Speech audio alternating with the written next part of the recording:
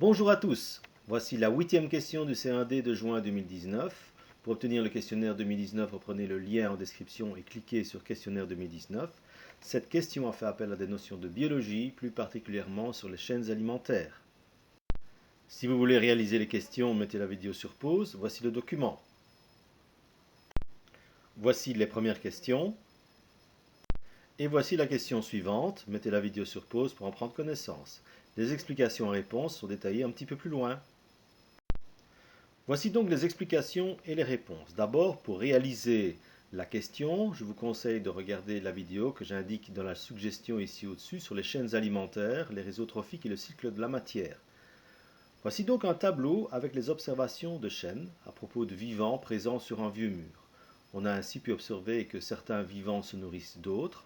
Plus précisément, ce tableau lu de gauche à droite exprime l'idée que le vivant de la première colonne à gauche est mangé par un vivant de la première ligne lorsque la case correspondante est cochée. Par exemple, la feuille est mangée par l'escargot.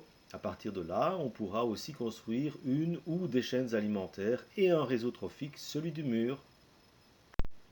C'est précisément ce qu'on vous demande ici. D'abord une chaîne alimentaire à 5 maillons, la voici. Et ensuite le réseau trophique du mur, le voici.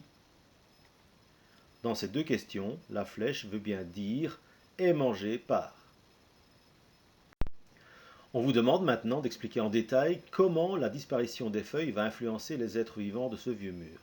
Si on prend le réseau trophique, on voit bien que s'il n'y a plus de feuilles, qui sont des producteurs à la base des chaînes alimentaires, il n'y aura plus de fourmis ni d'escargots, tous deux sont des consommateurs primaires, et tous les autres vivants vont aussi disparaître par manque de nourriture. Donc on peut écrire ceci.